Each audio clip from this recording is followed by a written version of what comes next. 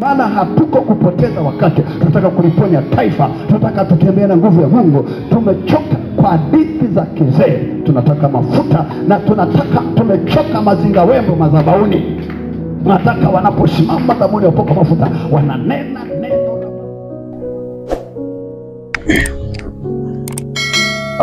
Bwana Yesu asifiwe.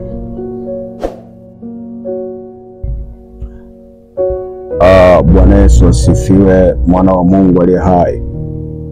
Leo nina ujumbe, na ujumbe huu ni kwa ajili ya kuonyesha namna ambavyo shetani yuko na anafanya kazi katika viwango vikubwa sana. Na leo nitakuwa nikizungumzia baadhi ya wainjilisti wa shetani, wainjilisti wanaofanya kazi ya kumsaidia shetani, au kwa lugha nyepesi wainjilisti wa shetani duniani. Hawa wainjilisti wa shetani duniani, kuna baadhi ambao wamejificha kwenye kimvuli cha dini, na kuna baadhi ambao wako wazi kabisa na wanaendelea kufanyia kazi shetani kwa viwango vikubwa sana. Sasa leo nitazungumzia hawa ambao hawajaokoka, wanamjua Yesu au wanamsikia Yesu, wanazisikia habari njema, lakini hawajawahi kuchukua hatua yoyote. Na tutajua ni kwa nini hawajawahi kuchukua hatua yoyote. Na wainjilisti wa shetani duniani, na leo nitajikita hapo, wainjilisti wa shetani duniani, na wanamtumikia shetani kwa viwango vikubwa mno kuliko hata wainjilisti wa Yesu Kristo au wainjilisti wa huyu Mungu aliye hai. Kwa hiyo tutajifunza hapo. Utasoma Ufunuo wa Yohana 12, Ufunuo wa Yohana 12:12, Ufunuo wa Yohana 12:12. Kwa Biblia inasema hivi: kwa hiyo shangilieni enyi mbingu, nanyi mkao humo. Ole! Kwanza unaona Biblia inasema kwa hiyo shangilieni enyi mbingu, nanyi mkao humo. Sisi tukao humo. Ole wa nchi na bahari, kwa maana yule ibilisi ameshuka kwenu mwenye ghadhabu nyingi, akijua ya kuwa ana wakati mchache tu. Elewa hapa, ole wa nchi na bahari, kwa maana yule ibilisi ameshuka kwenu mwenye ghadhabu nyingi, akijua ya kuwa ana wakati mchache tu. Kwa uhalisia kwamba shetani tuko naye hapa duniani, yani shetani tuko naye hapa duniani, na shetani anajua ya kuwa ana wakati mchache tu. Na jambo lingine la kusisitiza, ana ghadhabu. Ana ghadhabu, yani shetani ana ghadhabu. Na hapo tunajua ole. Umenielewa vizuri, mwana wa Mungu aliye hai. Kwa hiyo tunaishi duniani, tuko chini ya nchi, na tunaishi na huyu shetani live. Kwa hiyo anafanya kazi kwa spidi sana, na mbaya zaidi Biblia inasema ameshushwa kwenu mwenye ghadhabu nyingi. Kwa hiyo ana ghadhabu nyingi, kiufupi ana hasira nyingi mno. Kuelewana vizuri? Kwa kiufupi ana hasira nyingi mno. Kwa tuko na shetani duniani hapa tunapoishi. Kwa unapotembea, unapokanyaga ardhi, unapoenda kazini, unapoenda ofisini, unapoenda kwenye kazi yoyote unayoifanya, iwe huko kijijini, huko shambani, huko mjini, huko nchi tofauti za Ulaya, unapoikanyaga ardhi yoyote duniani, ujue kwamba na shetani yupo na ana hasira, ana ghadhabu sana. Sasa kichwa changu cha somo kinasema wainjilisti wa shetani duniani. Wainjilisti wa shetani duniani.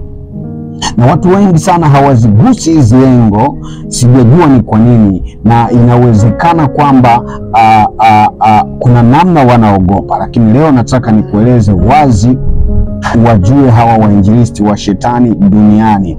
Nimesema wako katika pande mbili. Wako ambao wanatumia kimvuli cha dini, na wako ambao kwa uhalisia wanalisikia neno na hawajachukua hatua, na wanajua kabisa kwamba neno linahubiriwa kwa sababu wanalisikia, iwe kwenye mitandao ya kijamii, iwe kwenye TV mbalimbali, na iwe kwenye makanisa, na wanasikia, lakini wanafanya shingo ngumu, shingo ngumu. Kwa hiyo kutoka katika Ufunuo Yohana 12:12 inatueleza hivyo kwamba Ibilisi tuko naye live hapa duniani, tuko naye hapa live duniani huyo Ibilisi, na ana ghadhabu. Kwa kifupi, ana hasira, na kwa sababu anajua muda wake wa kuishi duniani ni mchache, kwa hiyo anatafuta wafuasi kwa spidi ya ajabu sana, mwana wa Mungu aliye hai.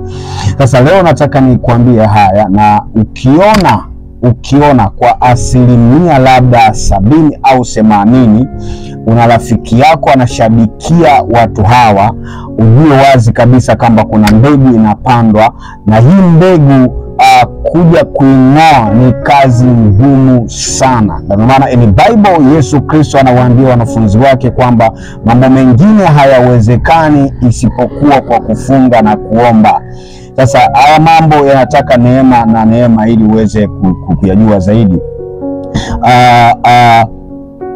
Sasa ukienenda chini mwenendo wao wa kuishi hawa watu unahamasisha ngono kwa 100%. Mwenendo wao wa kuishi au lifestyle yao inahamasisha ngono kwa 100%. Kwa hiyo kwa lugha ya kawaida kwamba wanayaishi maisha ya Sodoma na Gomora, wanayaishi maisha ya Sodoma na Gomora, na wako na tuko nao na tunawafahamu. Nyimbo zao zinahamasisha ngono, nyimbo zao zinahamasisha ngono, yaani nyimbo zao wanazozimba zinahamasisha ngono kwa 100%. Sasa hawa ndio wainjilisti wa shetani duniani, wako kumsaidia kazi shetani duniani. Na mbaya zaidi, hawa watu wanafadhiliwa na makampuni makubwa duniani, makampuni makubwa duniani, makampuni ya kubeti, makampuni ya pombe na vitu vinginevyo. Makampuni hayo yanajihusisha, niseme kifupi kwamba makampuni yote yanayojihusisha na kamari, makampuni yote yanayojihusisha na utengenezaji wa pombe, sigara na vitu kama hivyo, yanawekeza fedha nyingi sana kwa waimbaji hawa ambao wanaimba nyimbo ambazo zinahamasisha ngono na zinaturudisha nyakati za Sodoma na Gomora. Na maisha ya lifestyle yao yanahamasisha ngono na yanahamasisha, na tunakoelekea watu wanaweza wakaja kuona kwamba ndoa si kitu cha muhimu kwenye maisha yao. Watu wanaweza wakaona kwamba ndoa ni jambo la kawaida tu. Watu wanaweza kaanza kuona kwamba nasema, hata hii picha unaiona kwamba wanawake wanachoka, wanaume wanachoka, na inaonekana wazi kwamba uaminifu unazidi kupotea kwa kadri siku zinavyozidi kwenda. Lakini nimekueleza lifestyle yao, wanahamasisha ngono, lakini wanafadhiliwa na makampuni ya pombe, wanafadhiliwa na makampuni makubwa ya kubeti, wanafadhiliwa na makampuni makubwa ya sigara duniani. na baadhi ya makampuni mengine ambayo yako katika ulimwengu huo na yakiendelea kufanya kazi ya kumtumikia shetani. Sasa leo nitawataja watu wachache kidogo ambao wako Tanzania na nje ya Tanzania, na hawa wana spiriti, wana roho ya shetani ambayo imeshapandikizwa ndani yao, na wanatumiwa na viongozi mbalimbali wa dunia, wanatumiwa viongozi mbalimbali wa siasa, wanatumiwa na kila engo za biashara za anasa duniani. Kwa nini wanatumiwa? Kwa sababu wana roho ya shetani ambayo inaleta ubunifu wa kipepo na unaleta kuwavuta vijana wengi duniani na kuiga lifestyle yao. Kwa hiyo ukiona mdogo wako anaiga lifestyle ya watu wa design hiyo, ujue kabisa kwamba roho ya shetani ambayo imepandikizwa kwa watu wanaowaiga imeshaingia ndani yao na inafanya kazi. Sasa nitawataja watu wachache hapa ambao hawa watu wanatumika kwa viwango vikubwa sana katika kuhakikisha kwamba wanafanya injili ya shetani kwa viwango vikubwa sana. Kuna mtu mmoja anaitwa P Diddy au wanamuita Puff Daddy. Puff Daddy au P Diddy, nadhani kwa sasa ni mfungwa, anaelekea kumaliza mwaka mmoja akiwa gerezani kwa tuhuma za kuwaingilia watu kinyume na maumbile, kwa tuhuma za ushoga na vitu kama hivyo, na kufanya unyanyasaji wa kijinsia. Sasa huyu naye ni mwinjilisti ambaye anafanya injili ya shetani duniani kwa viwango vikubwa sana, na amemtengenezea shetani uzao mkubwa sana ulimwenguni, duniani, nchi tofauti, bara la Ulaya na Afrika, na hata Tanzania kuna watu wanamuiga lifestyle yake na wanaishi katika misingi yake. Na hiyo misingi ni kwa sababu kuna mbegu ambayo imepandwa ndani ya shetani, na shetani kwa sababu yuko hapa duniani na tunaishi naye, ana hasira kubwa, kwa hiyo anawekeza kwa viwango vikubwa sana. So kabla sijaendelea, unaweza kujiuliza maswali, shetani anapataje mali? So ukiangalia Yesu alifunga siku 40, alipopanda kule mlimani, shetani alimwambia zote hizi ni mali zangu, so nisujudie mimi. Kwa uhalisia kwamba shetani akiwa hapa duniani,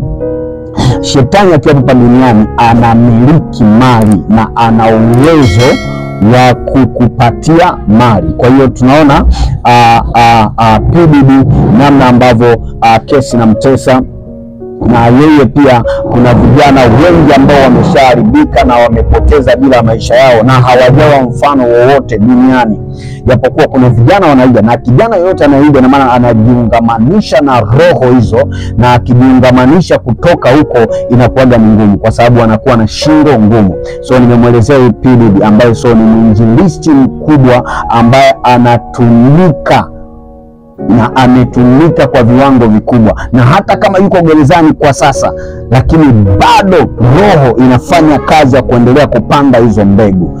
Kwa ninachokuaminisha kwamba watu hawa ni watu wabaya na si mfano wa kuigwa kwenye taifa lolote au kwenye nchi yoyote, hata kama wanakuwa ni sosi ya uchumi, lakini uchumi wao unatokana na mambo ya kipepo. Kwa taifa linapoteza nguvu kazi, dunia inapoteza nguvu kazi, kuingia kwenye ushoga, kuingia kwenye biashara za madawa ya kulevya na kupotea kabisa.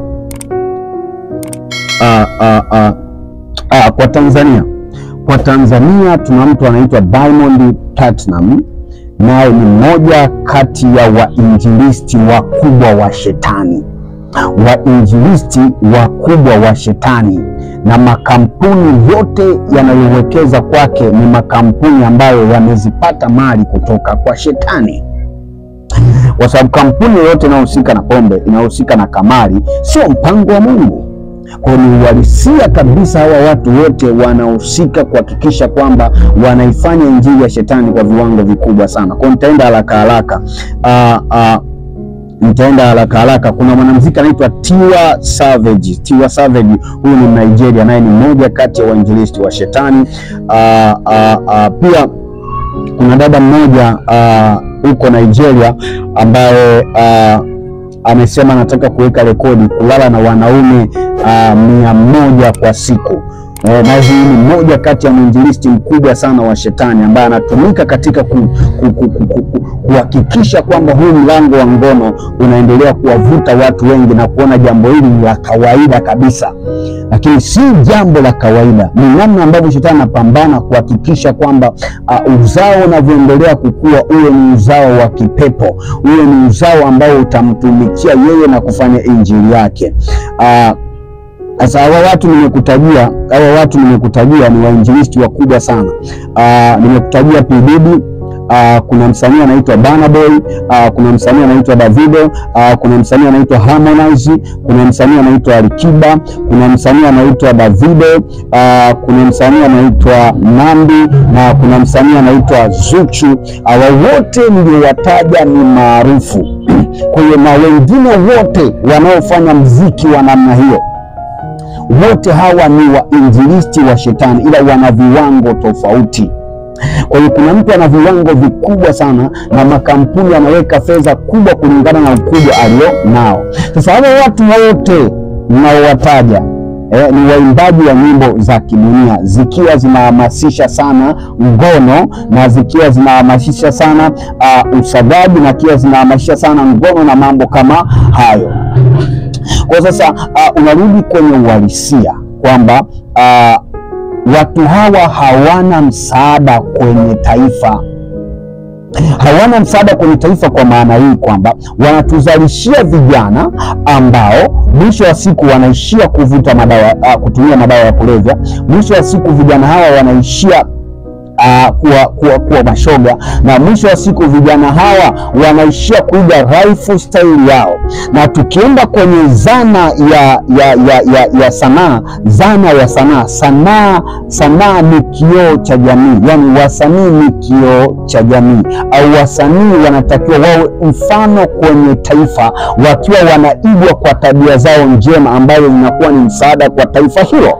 Kwa hiyo wasanii wa leo hawana msaada kwenye taifa la Tanzania, hawana msaada kwa dunia hii, kwa sababu roho ya shetani mwenyewe ambaye ana hasira na yuko hapa duniani anawatumia kwa viwango vikubwa sana kuhakikisha kwamba taifa hili linakuwa lina watu dhaifu, taifa hili linakuwa na watu wanyonge, taifa hili linakuwa na watu ambao hawatakuwa na uwezo wa kuitetea au kuipigania nchi yao.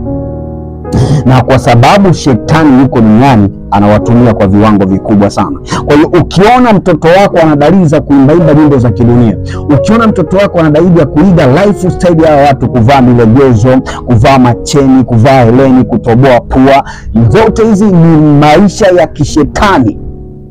Sasa shetani hawezi kufanya kazi bila kuingia ndani ya mtu. Kwa hiyo shetani yuko ndani ya hawa wasanii ambayo watu wanawaamini na wanawakubali, lakini wanawakubali pasipo kuelewa kwamba mbegu ya kipepo inaendelea kupandwa kwenye uzao wa watoto wao na kuendelea kuliharibu taifa na dunia kwa ujumla.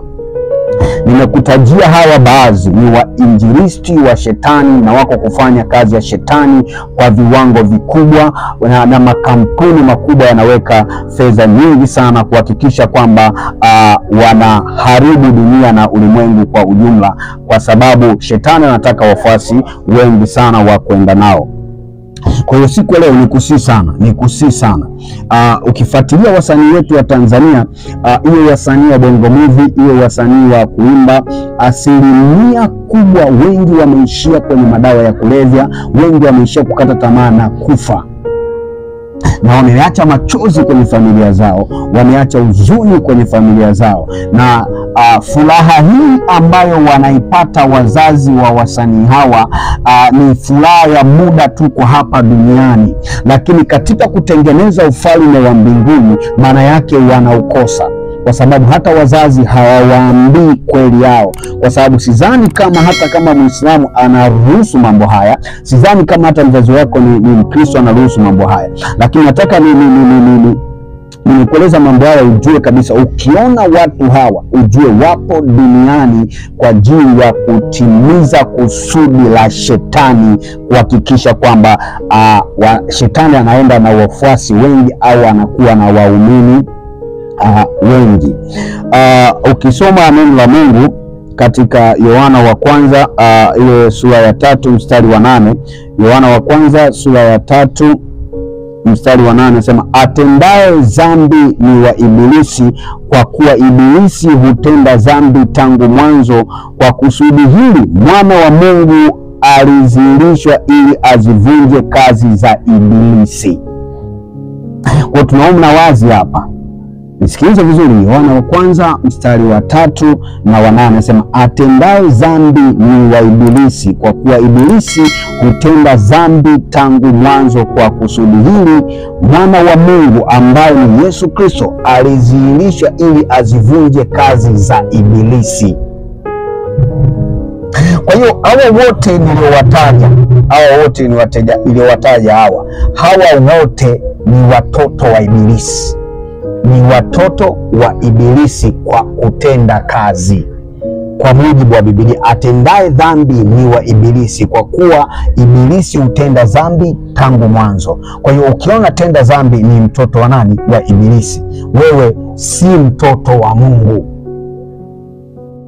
Kwa hiyo kwa sababu kuishi kwako kote kutakuwa ni bure na jehanamu ya moto itakuhusu. Kwa hiyo kwa uhalisia kwamba wewe utendaye dhambi ni mtoto wa Ibilisi, kwa sababu baba yako huyo Ibilisi tangu mwanzo alitenda dhambi.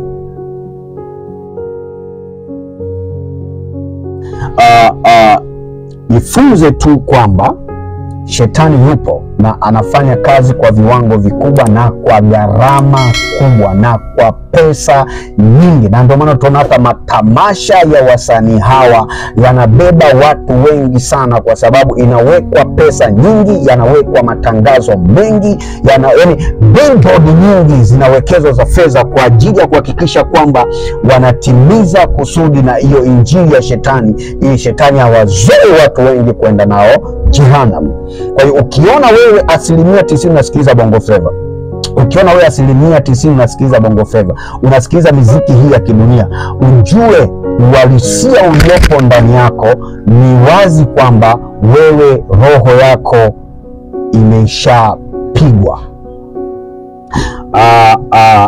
Tukisoma tena Luka na tutambue kwamba Yesu pia alikuja kwa ajili yao. Yaani Yesu alikuja kwa hawa pia watenda dhambi. Ukisoma Yesu alikuja kwa ajili yao, Biblia inasema Yesu alikuja kwa ajili yao. Ukisoma Luka ile Luka 5 mstari wa 32, sikuja kuwaita watu wema bali wenye dhambi wapate kutubu. Kwa hiyo ujio wa Yesu Kristo duniani, alikuja duniani hakuja kwa ajili ya watu wema, alikuja kwa ajili ya wenye dhambi. Yani alikuja kwa ajili ya Pididi, alikuja kwa ajili ya Diamond, alikuja kwa ajili ya Alikiba, alikuja kwa ajili ya Tiwa Savage, alikuja kwa ajili ya Davido, kwa ajili ya Burna Boy na wasanii wengine wote ambao wanafanya muziki ya kidunia, ili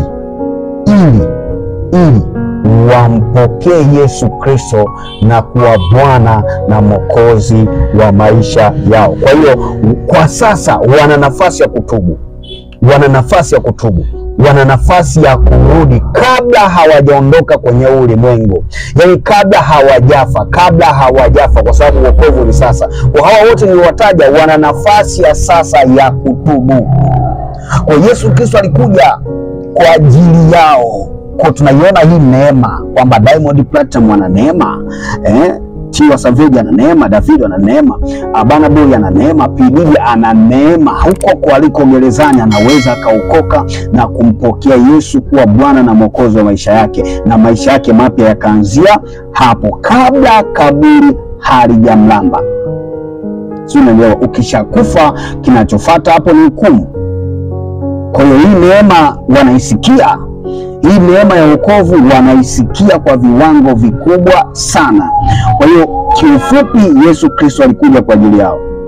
wana na wakati wa kugeuka. Wasiangalie mamilioni ya pesa wanayoyamiliki, wasiangalie starehe za kidunia wanazozipata, wageuke na kuanza kumtumikia Mungu.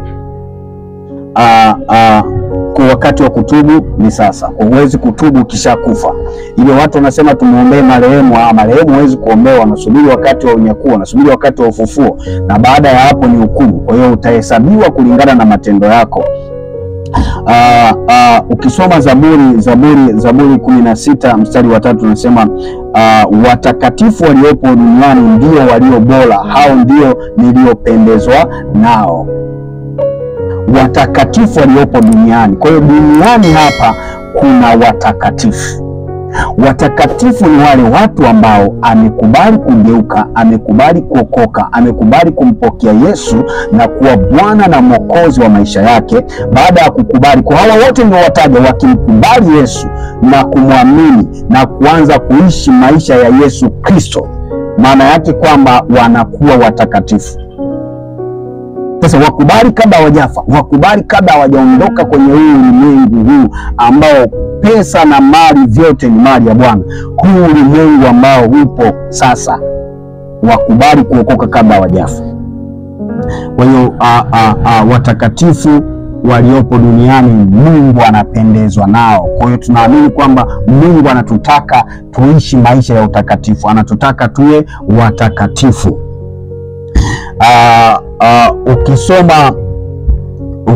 Ukisoma Mathayo 23 mstari wa 31, Yesu mwana wa Adamu atawahukumu watu wote. Kwa hiyo Yesu Kristo atawahukumu watu wote. Yaani Yesu Kristo atawahukumu watu wote. Watu wote hawa ambao sio watakatifu waliopo duniani. Ukifa ukiwa dhambini, maana yake hii hukumu utakutana nayo tu. Haijalishi una umaarufu gani, haijalishi una umasikini gani, haijalishi ulikuwa una hela, haukumtumikia Mungu, hukumu iko pamoja na wewe. Kwa kuwa maskini sio tiketi ya kwenda mbinguni, na kuwa maskini haitakuwa tiketi ya kwamba kwa wakati wa hukumu utaonewa huruma. Mungu anakutaka uwe mtakatifu, uwe maskini, uwe tajiri, unahitajika uwe mtakatifu. Na ndio maana anasema watakatifu walio duniani anapendezwa nao. Haya, tunaelekea wakati naelekea kumaliza. Petro wa kwanza ule mstari wa Petro wa kwanza sura ya kwanza mstari wa 15 na 16 anasema, bali kama yeye aliyewaita alivyo mtakatifu, ninyi nanyi iweni watakatifu katika mwenendo wenu wote, kwa maana imeandikwa, mtakuwa watakatifu kwa kuwa mimi ni mtakatifu. Kwa hiyo hawa wote niliowataja wakimpokea Yesu Kristo, wanachopaswa au tunachopaswa Wakristo wote na wale wote ambao wamemwamini Yesu Kristo ni kuishi maisha matakatifu ukiwa hapa duniani. Kwa hiyo unapaswa kuikimbia dhambi, na ukiweza kuikimbia dhambi, maana yake umemkimbia shetani. Kwa uhalisia ni kwamba dunia inahitaji impokee Yesu Kristo. Mahali popote unapoisikia hii sauti, na wakati ni sasa. Ukishakufa hakuna neema tena ya wokovu. Wokovu ni sasa. Kwa mimi nikushukuru sana na Mungu akubariki sana. Usiangalie watu wenye watu wengi ukaamini kwamba ndio wana Mungu ndani. Kwa sababu hata shetani anatoa mali na anawasaidia watu wengi sana kwa ajili ya kueneza injili yake ya kishetani. Lakini Yesu Kristo yupo hata sasa, anaokoa, anafufua, anaponya na anatoa utajiri. Kwa hiyo nikusii sana unaisikiliza sauti hii, angalia uzao wako, na ukiwa ni kijana na unatamani kuwa na familia bora, maana yake kwamba tengeneza madhabahu nyumbani. Anza kuwafundisha watoto wako mapema waendelee kumjua Yesu Kristo na waendelee kupata upendo wa Kristo. kwa sababu watakufata wewe namna Baba ulivyokuwa unakwenda. Ikitokea mtoto amekengeuka, basi iwe amekengeushwa tu na shetani na ameamua yeye kukengeuka, lakini alilisikia neno lake. Na ndio maana Biblia inasema nendeni ulimwenguni kote. Kwenda ni kuwaambia watu, wakilisikia neno, maana yake kulisikia neno ndio neema yenyewe. Kulisikia neno ndio neema yenyewe. Na neema inapokujia inakutaka ufanye maamuzi ya kuokoka, inakufanya ufanye maamuzi ya kumpokea Yesu na kuwa Bwana na Mwokozi wa maisha yako. Kwa wale wote niliowataja ambao wanatumia gharama kubwa, wanafanya kazi ya kuhamasisha ngono na kuimba nyimbo kwa ajili ya kuliharibu taifa na dunia kwa ujumla, wote hawa wakilisikia hili neno, maamuzi inayofuata kwenye maisha yao ni kumpokea Yesu na kuwa Bwana na Mwokozi kwenye maisha yao. Na wakifanya hivyo, wamelisaidia taifa na dunia kuzalisha kizazi chenye Kristo ndani, ambacho kitaleta mafanikio makubwa kiroho na kimwili, na kuzaa uzao ambao Bwana atasimama pamoja na wao mpaka wakati ule wa hukumu, na tutakuwa na taifa takatifu na dunia takatifu, na watu wote wanatakiwa kumwamini Yesu Kristo kulingana na mujibu wa Biblia. Inasema hivi Yohana 3:16, kwa maana jinsi hii Mungu aliupenda ulimwengu hata akamtoa mwanawe wa pekee ambaye ni Yesu Kristo, kila mwaminiye asipotee. Kwa uhalisia Mungu anatupenda sisi wote. Sasa neema ya Yesu Kristo ndiyo neema ya kuipokea watu wote. Kwa hiyo wewe ambaye unaisikia neno na unalijua wazi kwamba unafanya mambo ya kishetani, ni wakati wako wa kugeuka sasa. Mungu akubariki sana sana, na akupe neema ya kuwa mtiifu, wa kufanya mabadiliko bila kuangalia mazingira wala starehe za dunia hii, kwa sababu vitu vyote vitapita. Hata watu hao wote niliowataja, Diamond, PDD, Sunani, wote hao watu maarufu, hata wakifa leo hawawezi kuzikwa na mali yao, hawawezi kuzikwa na utajiri wao, hawawezi kuzikwa na vitu vyote wanavyovimiliki. Zaidi wataviacha duniani vikiendelea kuleta ugomvi wa kifamilia. Lakini pointi kubwa kwa wakati huu ambao wako hai, wampokee Yesu. Wampokee Yesu. Dunia nzima inapaswa kumpokea Yesu. Kwa hiyo wainjilisti wa shetani wapo hapa duniani. Yaani wanapofanya hayo matendo, shetani ndiye anajidhihirisha. Ukiona mtu anafanya matendo, maana yake shetani yuko ndani yake, anafanya kazi kwa viwango vikubwa sana. Mungu akubariki sana. Asante sana wewe ulionisikiliza, na fanya maamuzi kama bado hujafanya maamuzi. Wakati ni sasa na muda ni leo. Usichelewe. Asante na Mungu akubariki. Neema ya Kristo na damu yake iliyomwagika msalabani ikakutane na wewe uliyenisikiliza, ikakutane mahali popote ulipo, ikakupe neema ya kuokoka kwa jina la Yesu Kristo.